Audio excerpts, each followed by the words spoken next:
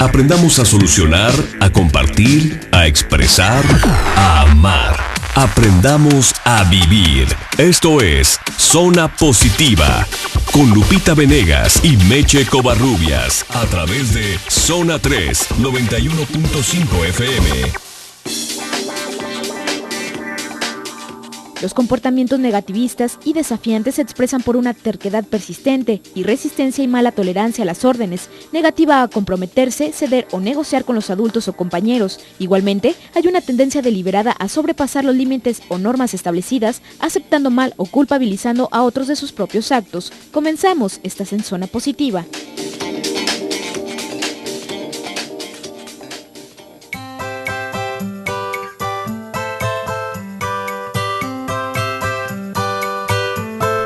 Amigos, ¿cómo están? Bienvenidos a una emisión más de Zona Positiva a través del 91.5 de FM, Zona 3.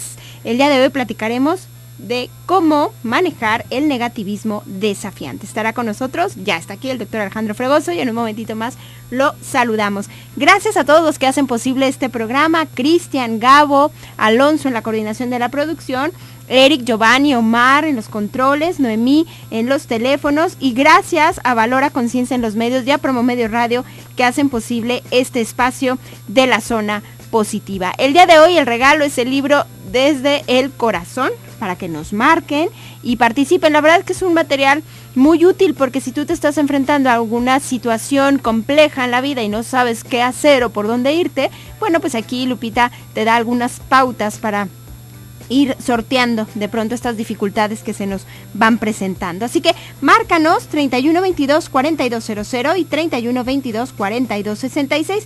También te puedes anotar a través de nuestras cuentas de Twitter, la oficial de esta estación, @Zona 3 Noticias, y las personales, @Lupita Venegas DC y @Mercedes-CD. Doctor Alejandro Fregoso, qué gusto tenerte aquí, ¿cómo estás? Como siempre es un placer, Meche, y muchas gracias por la invitación. Creo que Zona Positiva pues es un espacio, es un bálsamo, es un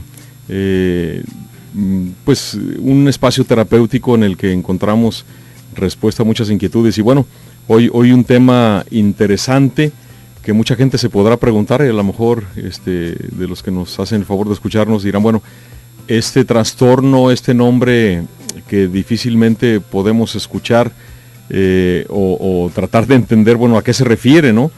Suena así medio técnico el término, y en algunos textos se habla del trastorno oposicionista desafiante, uh-huh. y en otros libros o artículos relacionados hablan del trastorno negativista desafiante, que en términos prácticos es exactamente lo mismo. Nos remitimos a criterios diagnósticos del DSM-5, que ya tenemos la oportunidad de contar con él, y también del CIE-10, que es la clasificación internacional de las enfermedades.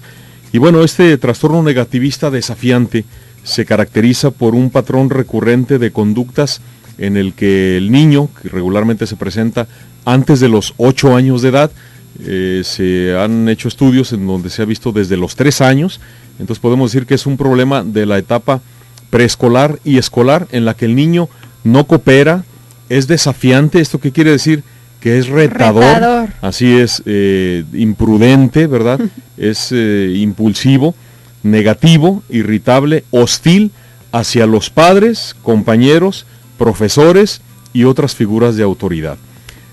Para poder etiquetar este trastorno deben de pasar por lo menos 6 meses uh-huh. con ciertos o cierta intensidad de estos síntomas.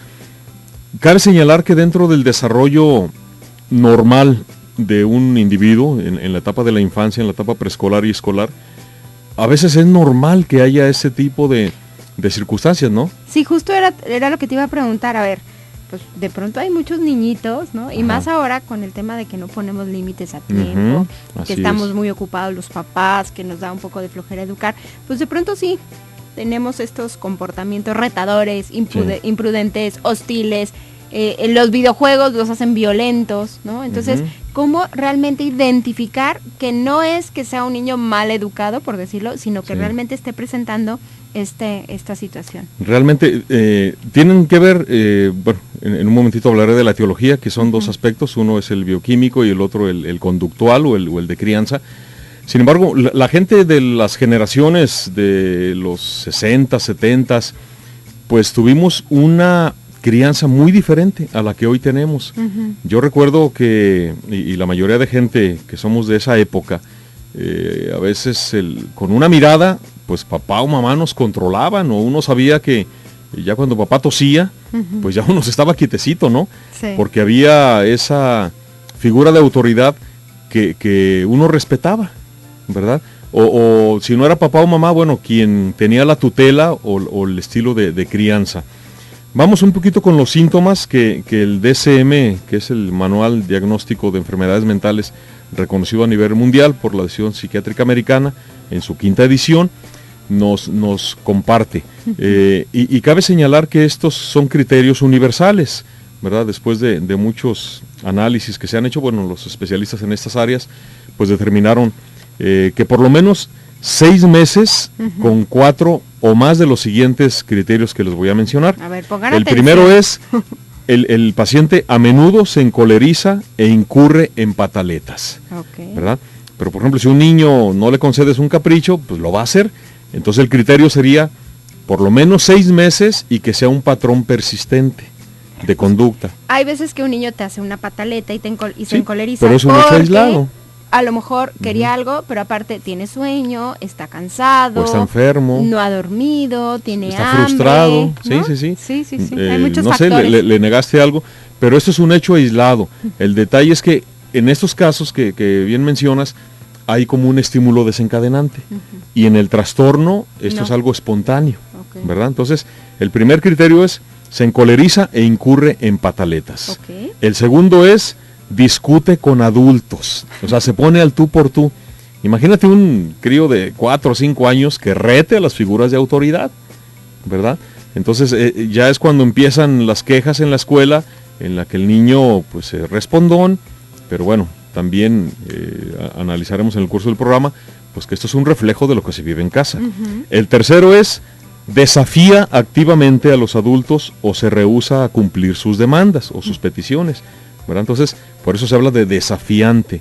Si tú le dices, hijo, ayúdame a tender la cama. No, ¿yo por qué? Que te ayude mi hermano. O sea, y es una constante. Entonces, ¿ese es? El tercero, ¿verdad? Desafía activamente a los adultos o se rehúsa a cumplir sus demandas.